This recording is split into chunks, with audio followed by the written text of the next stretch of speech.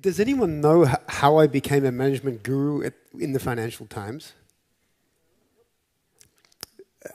I actually, on my website, which I've been working on for some years now, I started to call myself a management guru.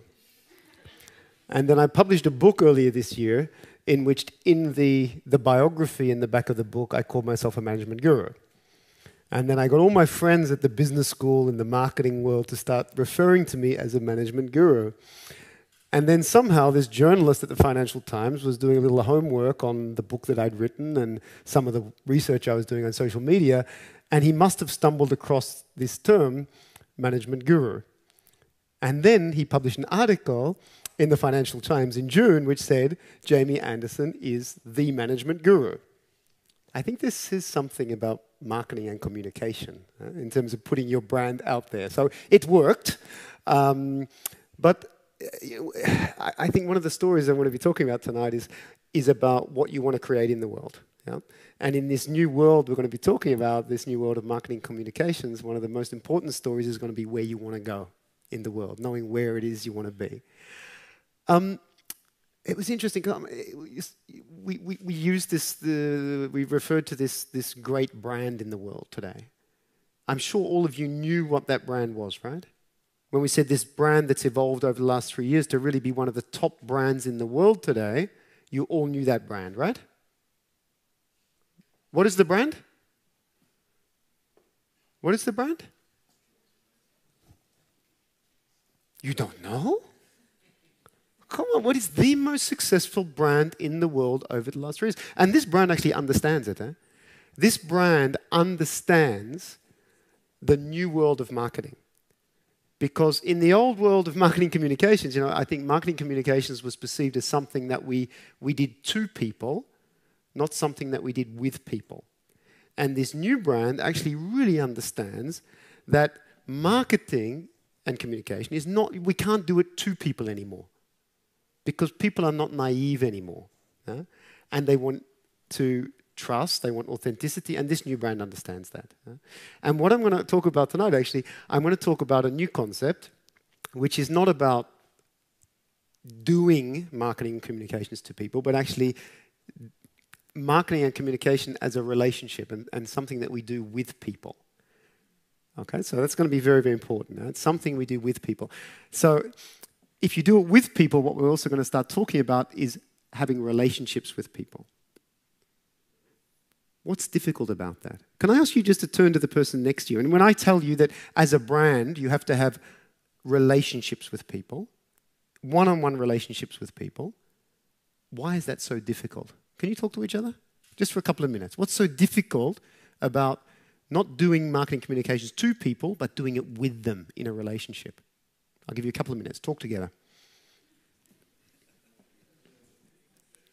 Okay, let's.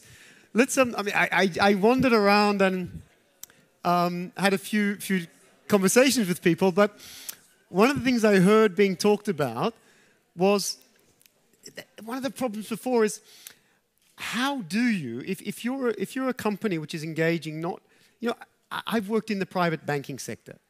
Now, the private banking sector have a particular model, and that's called really relationship-based marketing. You have a one-on-one relationship with a client.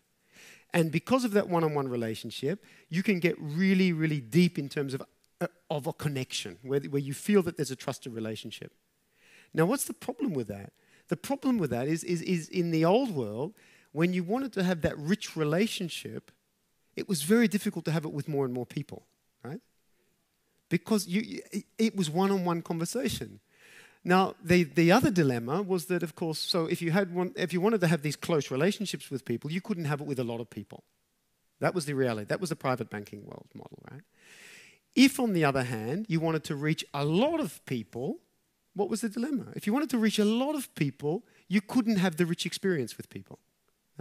Now, what I'm going to suggest is one of the most important things that has changed in the world is that trade-off that we had literally for centuries.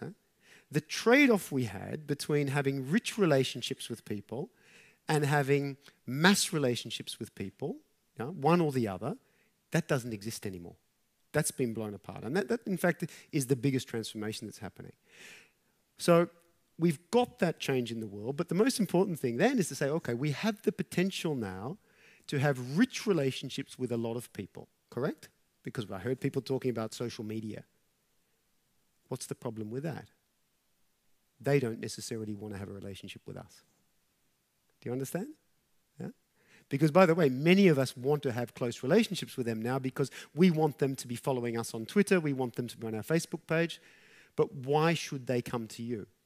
And in fact, what I talked about, you saw the little title on this first slide, was mass intimacy, because that's what we can have today. We can now have mass intimacy with people. The problem is, people may not want to have that intimacy with us. So the real dilemma in the world is, how do you, in this world where we can have mass intimacy, generate what I call followership, which is the desire of a customer. Now, by the way, when we're talking marketing, I'm not just talking business to consumer. This is also in the business to business world. By the way, it's also in the political world. If you're a politician, you are not, you have customers and they're called followers. They're called voters.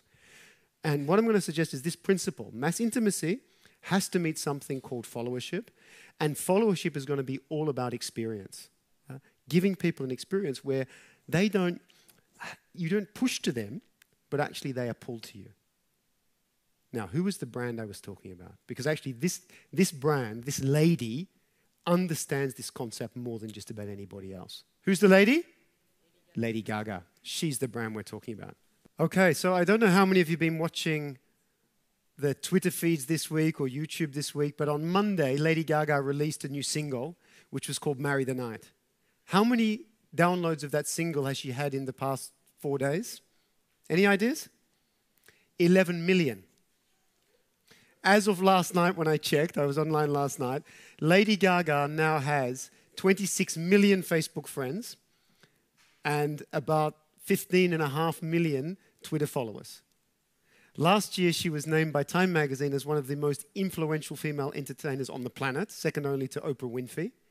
How many of you knew her 3 years ago? Did you know her 3 years ago? Nobody knew her 3 years ago. Huh? But she has attracted a phenomenon of followership. And in fact, she's attracted people who feel that they have a relationship with her. Now, what else is very, very important is that not only has she attracted followers, she's commercialized this brand. What's the problem in the music world, folks? Anyone who's working in the music industry knows there's a big problem. The problem is that young people steal music. Yeah? They steal tracks from everybody else. It's called digital piracy. But in this world, they buy her music. She has sold 57 million singles and about 18 million albums in the last 3 years at a time of global piracy. And she's done that as more or less as a debut artist. Now, if you look around the rest of the world, there have been no debut artists in the top 10, for example, in Italy and Spain in the past 3 years. She's done that. Now, how has she done it? And I think the way she's done it offers us some lessons about how we live this new mass intimacy. Now, who is Lady Gaga? Let's go have a look at some of these slides, because here she is at the age of 4, born on the Upper West Side of New York to a wealthy entrepreneurial family, Italian-American, just like Madonna. But you know what? She's always had a dream, and her dream from the age of 4 was to become a superstar. She started, as I said, playing piano at the age of 4. She wrote her first piano ballad at the age of 13. But you know what? When she was a teenager, she didn't fit in. She was bullied at school. She was different. She dressed differently. She loved music when everyone else in the school that she went to in New York, a wealthy private school, were talking about business careers. She was an artist. Now, in fact, what she did when she finished high school, she went off and studied at university. She didn't go and study business or commerce. She went to music school. But in music school, she studied art. And in fact, the people she got inspired by were people like Andy Warhol and Damien